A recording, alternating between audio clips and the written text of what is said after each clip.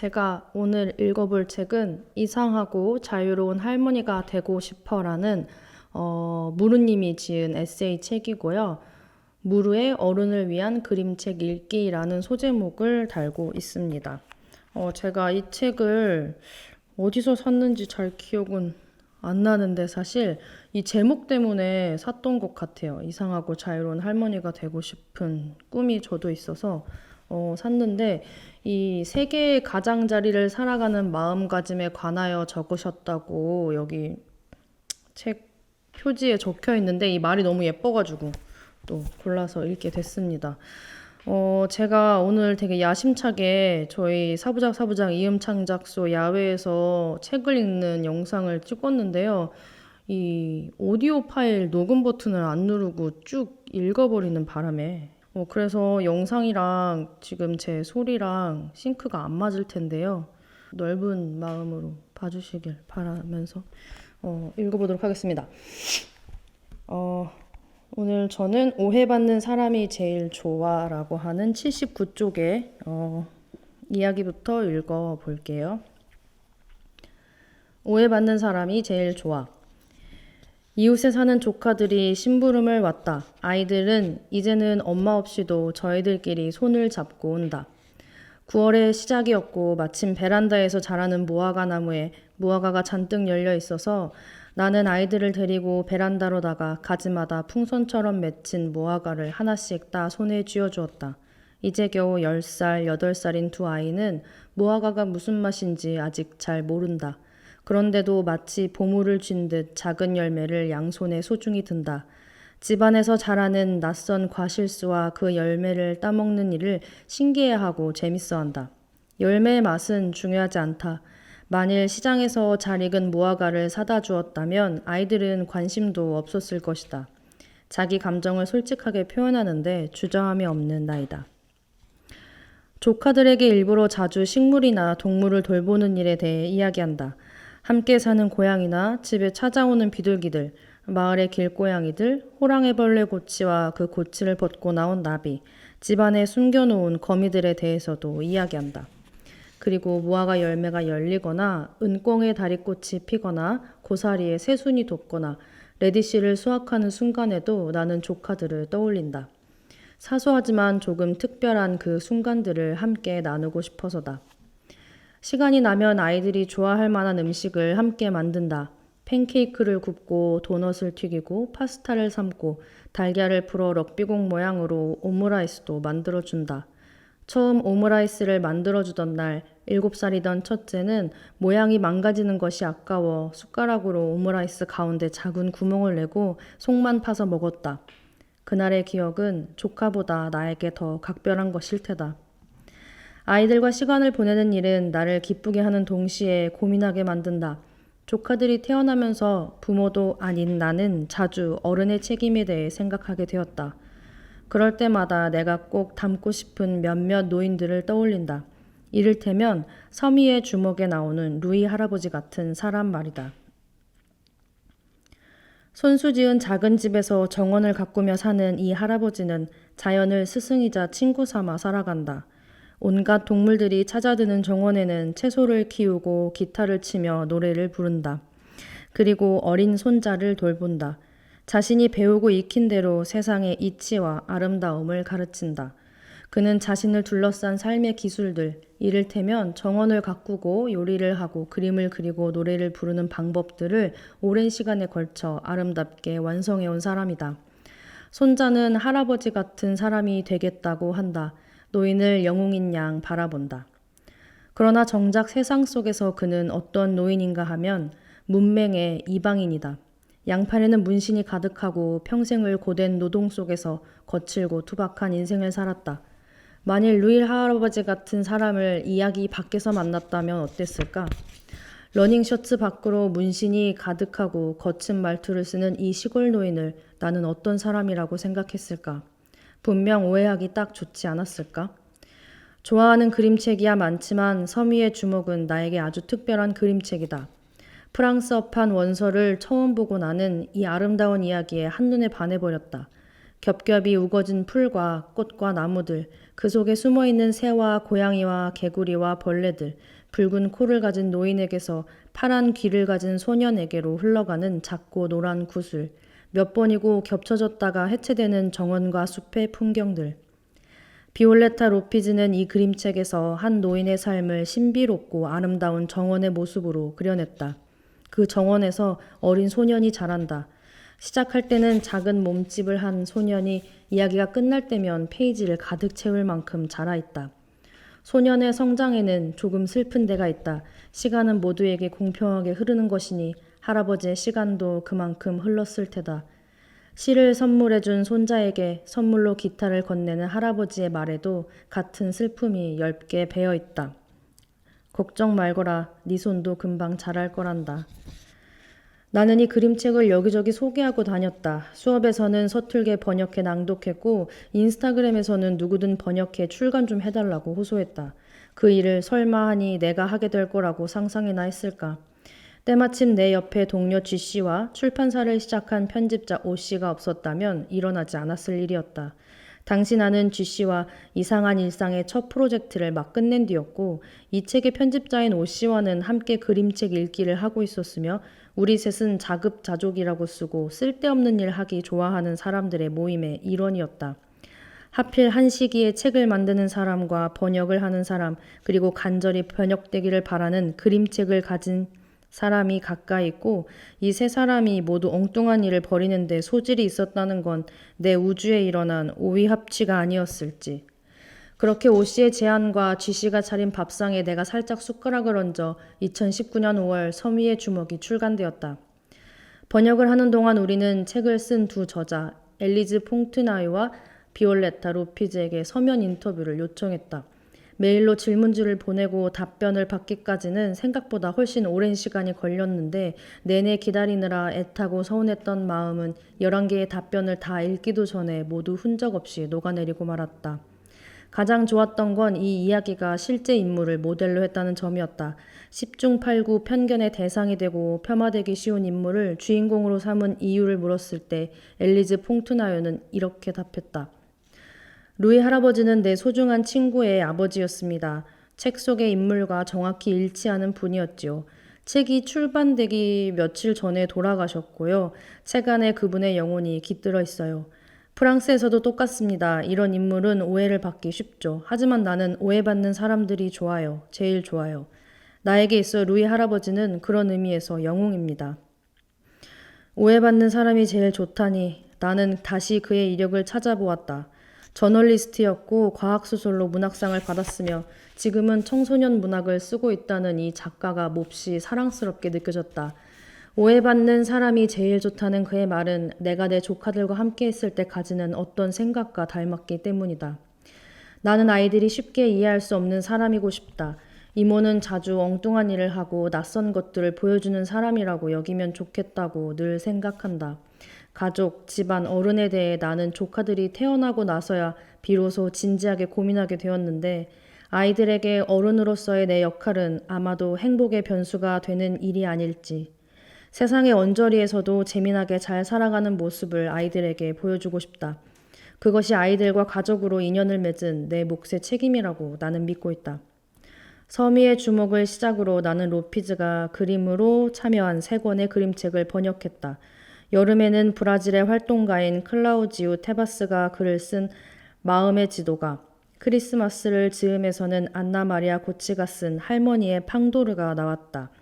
번역을 거듭하면 로피즈를 더욱 좋아하게 되었는데 각기 다른 작가가 쓴 3권의 그림책이 모두 쉽게 이해할 수 없는 어떤 아름다운 일들에 관한 이야기였기 때문이다. 이 작가는 내가 좋아하는 세계를 함께 좋아하는 사람이었다. 게다가 그는 놀랍게도 매번 다른 스타일의 그림을 그린다. 그의 그림책들을 모아놓고 보면 한 사람의 작품 같지가 않다. 그는 이런 실험적인 시도가 작가로서 자신의 신념 때문이라고 인터뷰에서 밝혔다. 이 또한 멋지다. 그는 모험가인 것이다. 쉽게 이해받기보다는 오해받아도 좋다는 쪽을 선택하는 종류의 모험가. 나는 그런 사람의 이야기가 좋다. 그런데 요즘 그는 베를린에서 동료인 발레리오 비달리와 작업실을 열고 영 딴짓을 하고 있다. 그 바람에 그림책 작업은 도통하지를 않는다. 서운하지만 별 수 없다. 내가 좋아하는 작가가 이런 호기심 많은 사람인 것을 어쩌겠나. 작은 것들을 위한 신. 일본에는 다양한 소인 전설이 있다. 요정 혹은 난쟁이로 불리는 이 존재들의 기원은 일본의 역사서에서 찾을 수 있다. 고사기에 따르면 커다란 신 오쿠니누시와 작은 신 수쿠나비코나가 함께 나라를 만들었다. 이 중 수쿠나비코나는 이후 각 지역의 소인 전설로 전승되었는데 지역마다 다른 이름과 특징을 가지고 있으나 한결같이 선하고 평화롭고 욕심이 없으며 사람을 좋아한다고 한다. 고레에다 히로카즈의 드라마 고잉 마이 홈에 등장하는 쿠나도 그 중 하나다. 한 뼘도 안 되는 키에 빨간 고깔 모자를 쓰고 숲속에서 무리지어 사는 쿠나의 존재는 드라마 속에서 가장 가깝지만 서로를 이해할 수 없는 사람들 사이를 이어주는 매개가 된다. 주인공 료타는 소심한 직장인이다. 요정 따위를 믿을 일 없는 평범한 중년 남자이기도 하다. 그런데 그의 곁에 유독 쿠나를 믿는 사람들이 있다. 딸과 아버지도 그렇다. 그들은 료타가 좀처럼 이해할 수 없는 인물들이다. 이제 막 학교에 다니기 시작한 딸은 집에서는 입을 꾹 다물고 있다가 학교에 가면 엉뚱한 문제를 일으킨다. 요정이 보인다고 하고 같은 반 친구를 이유 없이 밀고 죽은 학급 친구의 책상을 창고에서 꺼내와 교실에 가져다 둔다. 료타는 딸과 대화하는 방법을 몰라 늘 아내의 원망을 산다. 딸도 언제나 아빠와는 할 말이 없는 얼굴이다. 료타의 아버지 쪽은 문제가 더 심각하다. 여자 문제로 종종 가족들을 상처 입혔던 아버지는 이미 오래전 가족들로부터 신뢰와 사랑을 모두 잃었다. 료타 역시 아버지라면 더 기대할 것이 없는 사람이라고 믿는다. 그런 세 사람에게 하필이면 동시에 위기가 찾아온다. 아버지가 갑자기 쓰러지고 료타는 후배에게 밀려 회사에서 쫓겨날 처지인데 딸 모에마저 엄마가 싸준 도시락 반찬을 친구들에게 돈 주고 팔다가 정학을 맞은 것이다. 이야기는 순조롭게 달리는 듯 보였던 인생에 브레이크를 건다. 갑자기 속도를 잃어버린 주인공은 이제 창밖으로 빠르게 스쳐가던 풍경을 두 발로 천천히 걸으며 보게 될 텐데 그 여정에는 이런 말들이 기다리고 있다. 이 세상에는 눈에 보이는 것만 존재하는 게 아니야. 일단 믿는 마음이 중요해. 그 다음에 찾아보는 거야. 그래도 찾을 수 없을지도 모르지. 이 말들은 아주 오래전 쿠나를 보았던 나이 든 사람들이 그들의 아들이나 손녀에게 하는 말이다. 그러나 쿠나를 찾으려 하면 할수록 사람들이 발견하게 되는 것은 쿠나가 아닌 타인의 마음이다. 홀리듯 점점 쿠나의 존재를 믿게 된 료타는 시간을 들여 이곳저곳을 살피고 사람들을 만나 이야기를 듣는다. 그 과정에서 료타가 찾게 된 것 역시 쿠나가 아니라 이해할 수 없었던 가족들의 진심이었다. 보이지 않는 것을 믿어보기로 마음먹지 않았다면 료타는 끝내 알 수 없었을 것이다. 이기적인 아버지가 품고 살았던 오랜 회환과 요정의 존재가 간절했던 딸의 상실을 말이다. 쿠나, 히코, 고로포쿠루처럼 일본 민담에 등장하는 소인들은 인간에게 호의적이라고 한다. 맛있는 음식을 만들거나 물고기를 잡으면 인간의 집에 몰래 넣어주고 실이나 벼처럼 집안의 작은 물건들을 지켜주며 죽은 자와 산 자를 연결해주기도 한다는 것이다. 그러나 워낙 작고 경계심이 많아서 만나기는 쉽지 않다. 방법이 아예 없는 것은 아닌데 고로포크루의 경우 비 오는 날 머리잎을 들춰보면 그 아래 예닐곱이 모여 비를 피하고 있다고도 하고 문 뒤에 숨어서 음식을 넣어주기를 기다렸다가 손을 잡아당기면 된다고도 한다. 쿠나나 히코는 주로 탄광이나 땅속 깊은 숲의 풀숲에서 찾을 수 있고 그들이 죽은 자리에서는 보라색 용당꽃이 핀다고도 하니 꽃핀 자리를 세심히 살피면 운이 좋게 발견할 수도 있다.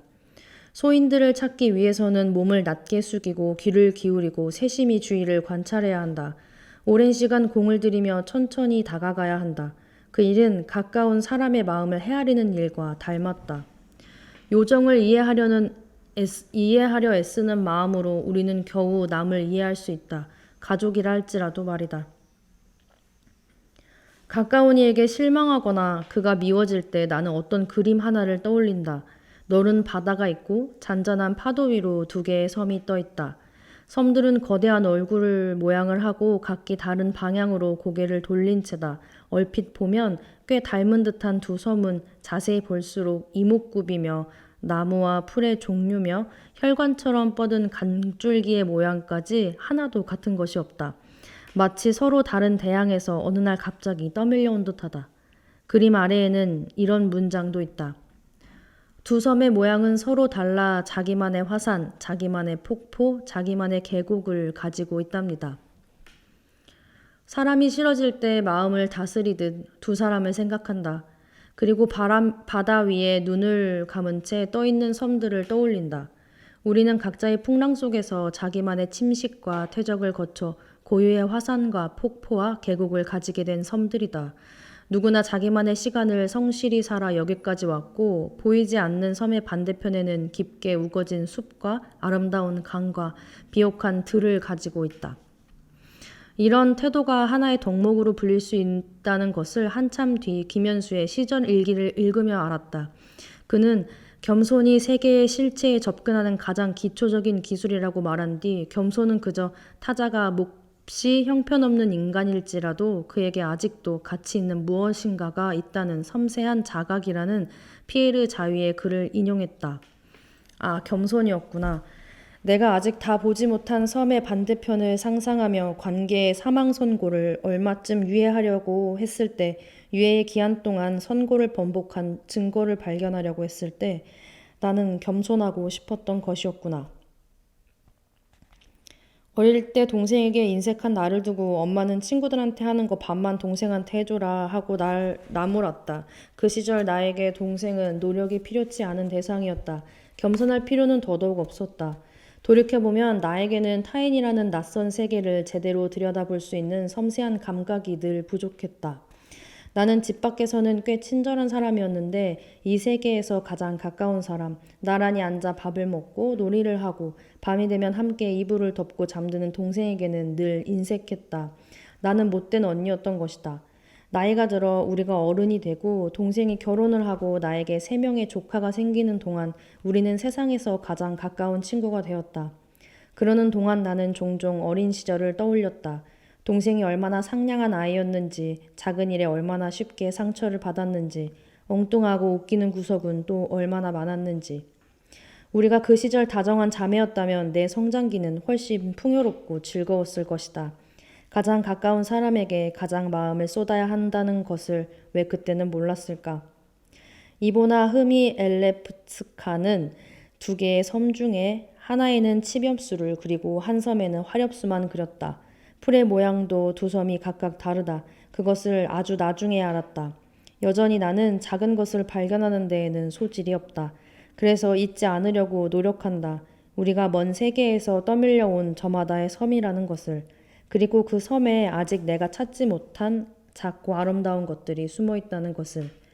부디 작은 것들을 지켜주는 신들이 내가 그것을 찾아낼 때까지 떠나지 않고 내 곁에 머물러 주기를 바랄 뿐이다. 상상이 방에 걸려 넘어지는 순간. 인도네시아 서파푸아 지역의 코로와이족은 나무 꼭대기에 집을 짓고 산다. 마치 새가 나무 위에 둥지를 짓듯이 그들은 울창한 밀림 속에서 30m가 넘는 사고 야자나무 꼭대기에 집을 짓는다. 그러나 코로와이족에게는 날개가 없으니 바닥에서부터 이고 진 나뭇가지를 허리에 맨 줄 하나에 의지해 아찔한 나무 꼭대기를 오른다. 그리고 아슬아슬하게 뻗은 줄기들 사이에 가지를 촘촘히 엮어 용케 바닥과 벽과 지붕을 만든다. 그 다음에는 고개를 하듯 능숙하게 아이를 업고 혹은 손에 음식을 들고 몇 번이고 땅과 나무 위를 오르내린다. 그들의 생활은 기행 그 자체다. 사방으로 숲이 구름처럼 펼쳐진 그 아슬아슬한 곳에서 최소한의 안전장치도 없이 그들은 밥을 짓고 잠을 자고 어린아이들을 키운다. 문명이 비껴간 나무 위의 삶과 그들의 마르고 그을린 몸이 한데 어우러져 마치 열대림의 일부 같았다. 2011년 BBC가 제작한 이 다큐멘터리를 나는 어느 밤 텔레비전으로 처음 보았다. 철근과 콘크리트로 지어진 지상 35m 높이의 아파트 12층 거실에서였다. 방송을 보며 나는 감탄하는 동시에 희열을 느꼈다. 그건 내가 어릴 때 상상만 했던 나무 위의 집이 지구 반대편 어느 부족의 현실 속에서 실제하고 있다는 사실을 발견한 기쁨이었다. 마치 어린 시절의 꿈이 어느 날 저 혼자 세상 어딘가로 걸어가 나도 모르게 오랫동안 살고 있는 것을 보는 기분이었다. 그런데 몇 년 뒤 이 다큐멘터리가 많은 부분 조작됐다는 사실이 탄로났다. 그 높은 나무 위 집에서 생활하는 모습이 모두 촬영을 위한 연출이었다. 아름다웠던 나무 꼭대기 집과 그 집에서의 기행 같던 삶과 새를 닮았던 코로와이족의 뒷모습과 그 모든 것을 둘러싼 채로 넘실대던 사고 야자나무 파도까지. 그 밤 내가 반했던 풍경들이 누군가의 판타지였던 것이다. 속았다는 사실을 알고도 나는 기분이 묘했다. 대담하게도 온 세상을 대상으로 펼친 이 맹랑한 사기극의 동기 위로 달력 뒷장에 커다란 나뭇집을 그렸던 어린 시절의 내 마음이 겹쳐졌기 때문이었다. 양심불량이었던 다큐멘터리 감독도 알았을 것이다. 어린 시절 누구나 한 번쯤 나무 위에 집을 짓는 상상을 하고 다 자라 어른이 된 뒤에도 커다란 나무가 갖고 싶어 같은 그림책을 보며 마음이 일렁인다는 것을. 가오루도 그런 아이다. 아이의 상상은 창밖에 난 작은 나무 한 그루에서 시작한다. 어느새 나무는 무럭무럭 자라고 줄기의 안팎으로 사다리가 끝도 없이 연결된다. 그 사다리를 타고 이렇게 저렇게 부지런히 오르고 나면 근사한 오두막 하나가 있다. 오두막에는 창문마다 흰색과 노란색 줄무늬 차양이 달려있고 박공 지붕에는 굴뚝도 있다. 안은 더 근사하다. 작은 침실과 거실 겸 부엌으로 이루어진 오두막의 내부에는 없는 것이 없다. 계절마다 이불이 바뀌는 침대, 꽃이 놓인 식탁, 아이가 좋아하는 물건들로 가득한 수납장과 개수대, 작은 가스통이 연결된 가스레인지도 있다. 언제든 팬케이크를 구워 먹을 수 있도록 팬케이크 가루와 달걀, 프라이팬이 준비되어 있는 이 귀여운 부엌 앞 커다란 창으로 사계절의 풍경이 흘러간다. 어린 동생과 다람쥐와 새들과 잠자리가 놀러오는 가오루의 오두막을 보며 나는 그만 졌다라고 생각하고 말았다. 낙서하기 좋아하는 아이였던 나의 단골 낙서 주제는 집이었다. 빈종이만 보면 집을 그려댔다. 주로 달력이나 광고지 뒷장에 그려진 집들은 땅속이나 구름 위 아니면 나무 위에 지어졌다. 방과 창문, 계단과 사다리가 있고 냉장고와 침대와 식탁과 의자들이 방들을 채웠다.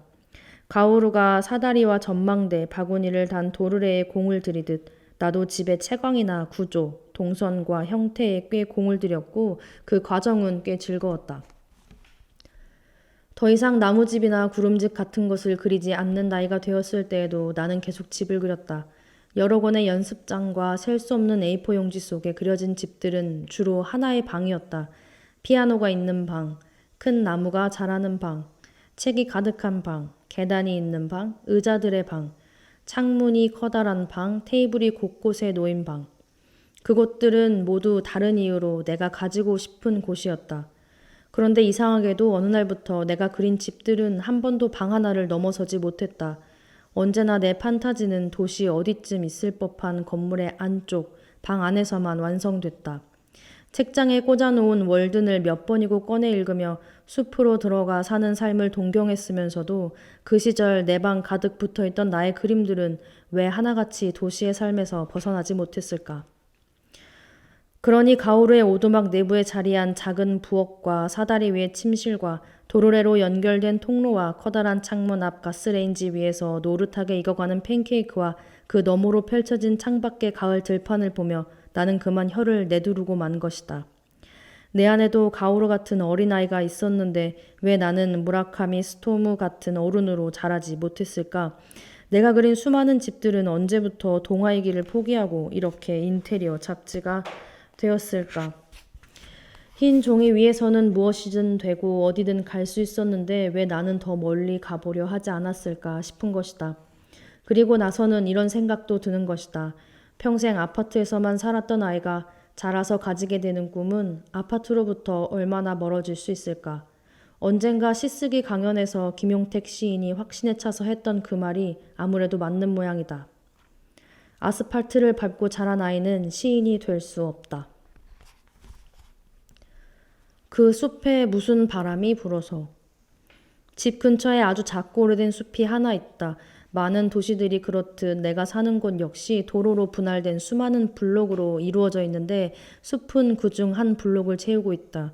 주변에는 상가와 구청, 아파트 단지와 주택가가 촘촘히 밀집해 있고 그곳의 나무들은 하나같이 인간이 얼마의 녹지를 조성하기 위해 이물을 심어놓은 가녀린 것들 뿐이어서 숲은 마치 깜빡 잊어버린 하나의 조각, 그러니까 도시가 만들어지는 동안 미처 인간의 손이 닿지 못해 살아남은 자연 본래의 모습처럼 보인다. 한여름 그 앞을 지나면 산바람이 시원하게 분다. 일부러 그 앞을 지나는 동안 높고 빽빽하게 자란 나무들 사이로 서늘하고 힘찬 바람을 맞을 때면 오래전 이곳이 숲이었고 그때로부터 시작된 먼 곳의 바람을 맞는 듯한 기분이 든다. 그것은 어떤 이야기를 만들고 싶게 만드는 바람이어서 어느 날 그림책을 만들어야겠다고 생각했을 때 나는 이 숲을 떠올렸다. 그렇게 시작한 이야기가 정글 맨션이다. 정글 맨션은 오래된 골목에 있다. 어떤 사람들은 그 앞을 지날 때마다 숲이나 습지의 냄새, 초원의 바람, 강물이 흐르는 소리 같은 것을 느끼는데 대개는 대수롭지 않게 생각한다. 중정을 가진 5층짜리 맨션 안에는 호마다 다양한 사람들이 새들어 사는데 모두 평범해 보이지만 자세히 보면 다들 하나씩 이상한 점을 가지고 있다. 유난히 큰 귀를 가졌거나 이가 도드라지게 날카롭거나 손등에 털이 잔뜩 나 있거나 궁둥이 부분이 불룩하거나 햇빛 아래에서는 눈동자 위로 순막 같은 것이 빠르게 깜빡이거나 하는 것이다. 사람들 속에서 어우러져 살아가는 그들 각각이 실은 인간이 아님을 알게 되는 순간은 그들이 퇴근을 하고 정글 맨션으로 돌아왔을 때다. 야생 동물 본연의 모습으로 돌아와 각자의 자연 속에서 휴식을 만끽하는 원숭이와 사자와 얼룩말과 개미핥기와 하마의 터전이 101호, 102호, 203호, 401호, 502호에 펼쳐진다.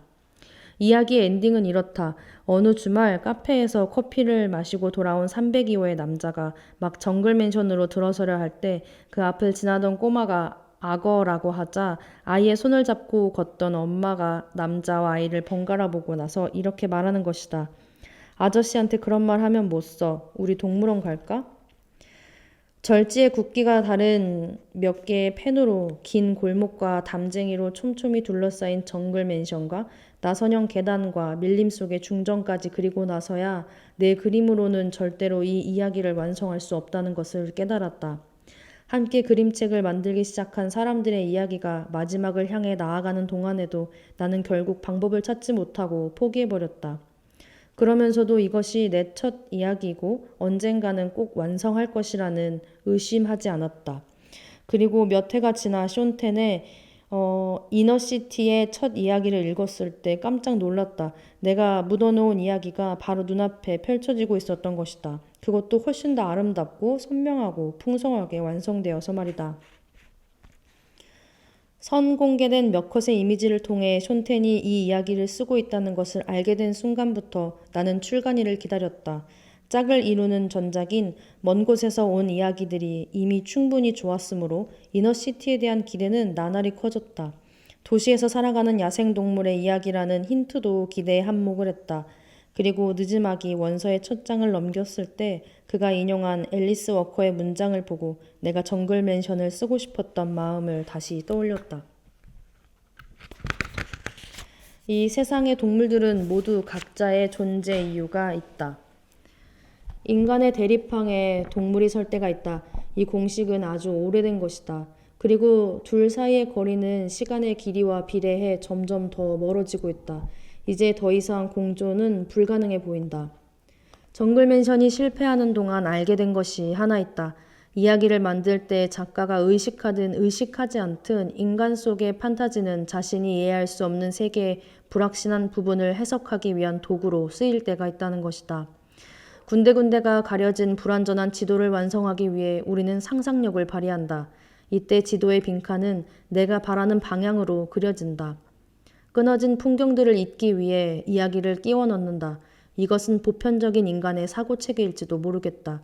자연과학이 생기기 이전의 인간이 신하에 기대어 세계를 이해하려 했듯이 이야기는 각각의 세계를 해석하는 언어이자 도구인 것이 아닐지.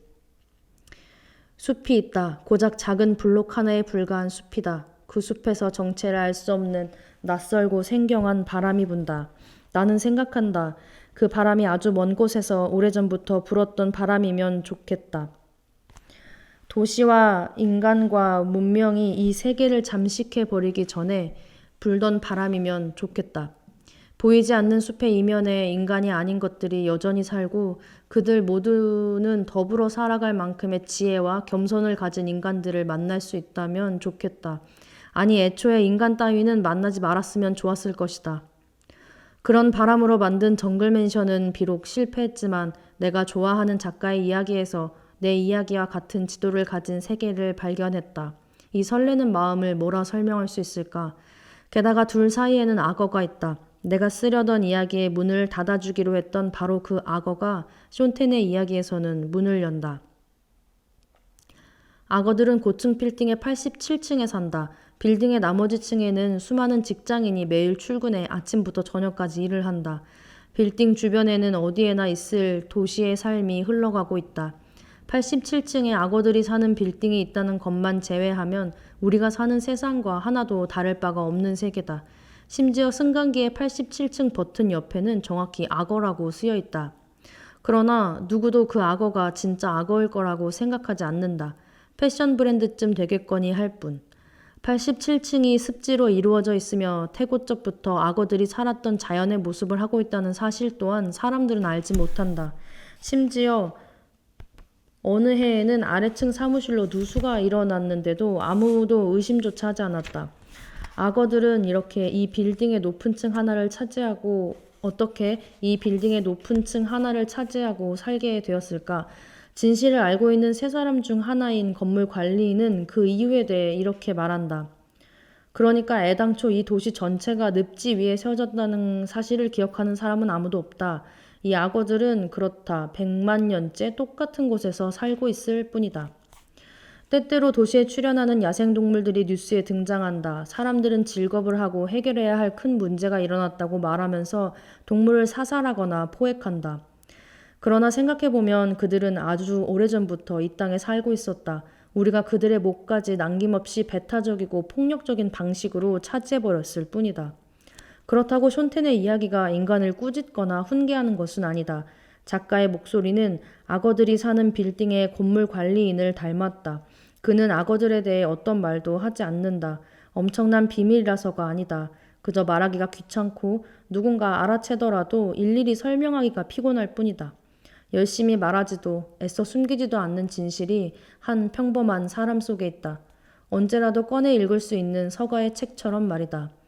누군가는 악어 이야기를 읽으며 정말 악어들이 사는 그런 빌딩이 있으면 재미있겠다고 생각할 것이다. 그러다 이런 생각도 할 것이다. 결국 이야기 속이 아니면 악어들이 편히 살 인간의 세계란 이제 거의 남아있지 않은 모양이니 씁쓸한 일이라고. 물론 나에겐 그보다 더 중요한 것이 있다. 87층의 늪지에서 한가롭게 일광욕을 하는 악어들 중 하나는 내가 아는 악어다. 정글맨션의 마지막에 등장하기로 했던 바로 그 악어 말이다. 나는 안다. 틀림없다. 판타지의 세계에 도착할 때 나는 귀신이 무섭다. 지금도 불 꺼진 방 침대 위에 누워 자다가 손이 매트리스 밖 허공으로 나가면 습관처럼 걷어들인다. 침대 밑에 귀신이 있을지도 모르니까. 내 팔을 휙 낚아채거나 서늘한 손가락으로 내 팔목을 움켜쥘지도 모르니까. 어디 가서 이런 말을 하기에 42은 너무 많은 나이지만 어쩔 수 없다. 나는 매일 밤 잠들기 전까지 뒤치덕거리다 무심코 내민 팔을 걷어들이기를 반복하고 있다. 그래도 불 끄고 자는 게 어딘가. 어릴 땐 불도 켜고 잤다. 지금보다 귀신 생각이 더 자주 났고 세상의 캄캄한 모든 곳이 의심스러웠다. 책상에서 공부하다 발이 시리면 할머니 귀신이 쓰다듬는 것이고 옷장 속에서 머리를 땅에 박은 채 거꾸로 선 귀신이 숨어있고 머리 감을 때 고개를 숙이면 내 머리보다 더 긴 귀신 머리도 감겨줘야 한다는 생각들이 끊임없이 의식 속으로 끼어들었다. 공포영화를 보며 몸 어딘가가 날카로운 곳으로 핥혀지는 것 같아 몇 달씩 괴로웠고 여름이니까 공포영화나 보자는 남자에게는 솟구치던 애정도 식어버렸다. 어른이 되어서도 한동안 나는 불을 켜고 잤다. 사람 무서운 것에 비하면 보이지도 않는 귀신 따위 아무것도 아니라는 것을 알게 되기 전까지는.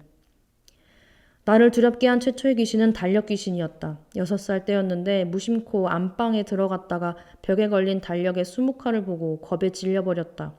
검은 산수화의 얼룩들은 당장이라도 나에게 달려들 것 같았다. 종이 위에서 묵직하게 번진 검은 바위들과 뻑뻑한 붓끝에서 휘어진 나뭇가지들은 분명 살아있는 듯 꿈틀거리고 있었다. 나는 반대쪽 벽으로 붙어 얼른 달력을 등지고 누워 벌벌 떨었다. 엄마를 부를 엄두도 못 냈는데 다행히 얼마 뒤 엄마가 방으로 들어와 나는 무사히 구출되었다. 이튿날 무슨 용기가 났는지 다시 그림을 보러 갔을 때 문제의 그림은 이미 엄마 손에 의해 잘려나간 뒤였다. 화사한 꽃이 그려진 다음 달 그림 밑에 테이프로 붙여진 그달의 숫자들을 보면서 나는 조금 감동했다. 그 밤 나는 혼자 고민하고 있었던 것이다. 집에 달력이 없으면 안 되는데 아직 이달이 다 가지도 않았으니 어쩌나. 그런데 우리 엄마는 천재였다. 그리고 다정했다. 이우연히 쓰고 그린 빌린 책을 돌려주러 갑니다에는 그 시절의 내 마음이 있다. 각별히 아끼는 이 이야기 속에는 아주 작은 여자아이가 나온다. 얼마나 작은가 하면 아카시아 잎만큼 작다. 아이는 산골에 산다. 나무 많은 길들을 지나야 친구네 갈 수 있다. 그 길에는 아이가 무서워하는 커다란 느티나무가 하나 있고 아이는 빌린 책을 돌려줘야 하기 때문에 혼자서 그 길을 오가야 한다. 아이의 세계에서 숲은 너무 크다. 커다란 나무와 풀잎에 비해 아이는 엄지동자만큼 작다. 일종의 비유인 것이다. 숲의 크기는 아이의 눈에 비친 세계의 크기이자 두려움의 크기다. 이제 막 세상을 인지하기 시작한 아이는 풀잎보다도 작다. 커다란 느티나무 곁을 지날 때 아이는 숨을 참고 달린다. 나무 주위에 서 있는 푸른 짐승들은 언제라도 달려들 태세다. 그 곁에서 하얀 짐승들이 아이를 따라다니며 지켜준다. 두려움과 용기의 줄다리기 속에서 아이는 무사히 모험을 마치고 집으로 돌아온다. 책은 도대체 왜 빌린 것인지 빌린 책의 제목은 무엇인지도 말해주지 않는 이 엉뚱한 이야기 속에는 어린아이의 막연한 공포가 있다. 미지의 세계를 이제 막 탐험하기 시작한 아이에게 새로운 것들은 모두 얼마쯤 두렵고 불가해한 것이다. 집으로 돌아오는 이야기의 후반부에서 아이는 언젠가 아빠와 나눈 대화를 회상한다. 저 나무 살아있어? 그럼 펄펄 살아있어. 아이는 머저나 알게 될 것이다. 고목에서 느낄 수 있는 다양한 감정들에 대해, 그리고 진짜 두려움에 대해. 이제는 불을 끄고 자는 내가 귀신이 아니라 골목이나 밤길의 낯선 사람을 더 두려워하게 된 것처럼 말이다. 이 이야기 속에서 과장된 비율은 곧 주제다. 그림책에서 그림은 종종 문장의 비유와 같은 방식으로 쓰인다. 그래서 좋은 문장들이 그렇듯 그림이 말하는 이야기는 사실이 아니지만 진실에 가깝다. 외계어를 쓰듯 그림을 그리는 쇼테는 자주 과장하거나 낯설게 말한다. 달아버린 감정의 모서리를 선명하고 날카롭게 세우기 위해서다. 빨간 나무의 울은 끔찍하다. 다 썩어가는 거대한 물고기가 바로 머리 위에서 나를 따라간다. 그 바람에 나에게는 어느 각도로도 빛 한 줄기 들지 않는다. 악취가 짙은 그늘이 나를 내리누르고 있다. 무엇보다 아무도 그 물고기의 정체를 알아보는 이가 없다. 그리고 언제까지 나를 따라다닐지도 알 수 없다. 어느 날에는 축축하게 젖은 채 텅 빈 바닷가에서 홀로 머리 위 무거운 잠수모를 쓰고 앉아있다. 아무것도 들리지도 보이지도 않는다. 또 어느 날에는 내가 기다리던 것들이 나를 비켜 잠긴 창문 밖으로 저 멀리 유유히 흘러가 버린다. 아름답고 빛나는 세상은 모두 내가 닿을 수 없는 곳에 있고 나는 혼자다. 쇼텐의 은유는 아직 익숙한 감정들을 낯선 곳으로 멀리 떼어놓는 방식으로 만들어진다. 방점을 찍는 것은 도착이다. 이방인이자 경계인으로 살아온 자신의 정체성을 담아 만든 이 이야기를 통해 작가는 오래전 생존을 위해 조국을 떠나 이국 땅에 첫 발을 디딘 호주 이민자들의 고단한 삶을 그려냈다. 처음으로 바다를 건너 낯선 대륙에 도착한 이민자들의 두려움, 그것을 표현하려 쇼테는 누구도 본 적 없는 새로운 세계를 창조했다. 이야기 속에는 이 땅에 존재하지 않는 생명체들과 한 번도 만들어진 적 없는 문명이 펼쳐진다. 우리가 외계 행성으로 이주해 처음 발을 내디딘다면 이런 풍경일까 싶은 판타지다. 과거를 더 잘 말하기 위해 SF를 쓰다니. 그러나 이 아이러니 덕분에 독자는 당시의 인물이 느꼈을 감정에 더 가까이 다가가게 된다. 과거의 말레이시아와 호주 사이의 간극은 이제 어떤 방식으로 해석하고 표현해도 우리에게 그때 이민자들이 느꼈을 두려움과 생경함과 이질감을 만들어낼 수 없다. 많은 것이 새롭게 만들어지는 이 시대에 새로움만은 새롭게 만들어낼 수가 없는 것이다. 이미 우리 안에는 넘치게 많은 정보가 내재해 있다. 이야기들은 그래서 때때로 완전한 새로움을 찾아 판타지를 선택한다. 종이로 접어 만든 것 같은 새들이 날고 돌연변이 생명체 같은 동물들이 등장하고 외계도시 같은 풍경들이 펼쳐지는 동안 이야기는 내내 묵직하다. 고향을 잃어버린 이가 새로운 세계에서 오직 그 세계의 호의에 의존해 다시 만날 가족을 기다리며 버텨나가는 삶의 무게는 기이하고 환상적인 풍경들 속에서조차 조금도 가볍지 않다. 척박한 세계의 남루한 방에서 살던 남자가 자신의 가족을 마침내 만났을 때, 그리고 그의 어린 딸이 또 다른 이방인에게 가야 할 길을 다정히 알려주었을 때의 울림은 크고 깊다. 낯선 세계 속에서 함께 방황하던 독자도 그 순간 함께 안도한다. 가끔 귀신이 등장하는 그림책들을 본다. 귀신이 나타나서 두려워하거나 귀신과 친구가 되거나 귀신이 외로워하는 이야기들이다. 그러나 그 이야기들은 감정의 바닥에 가라앉아 있는 두려움의 기억들을 하나도 불러일으키지 못한다. 나는 여전히 귀신이 무서운데도 말이다. 두려움은 오히려 숨은 담장 너머에서 귀를 세우고 시선을 훑는 거대한 빨간 토끼나 마지막 한 알 남은 올리브를 집으려는 소년을 향해 일제히 쏟아지는 독수리들의 까만 시선 갓들에서 온다. 슬픔도 다르지 않다. 엉엉 우는 아이의 얼굴보다 텅 빈 할아버지의 의자를 가만히 바라보는 아이의 모습에서 고양이의 죽음 앞에서 눈물을 뚝뚝 흘리는 장면보다 9번의 고단한 여행이 모두 끝났으니 이제 기쁘게 가라고 흔들어주는 손길에서 더 깊은 슬픔을 발견하게 된다.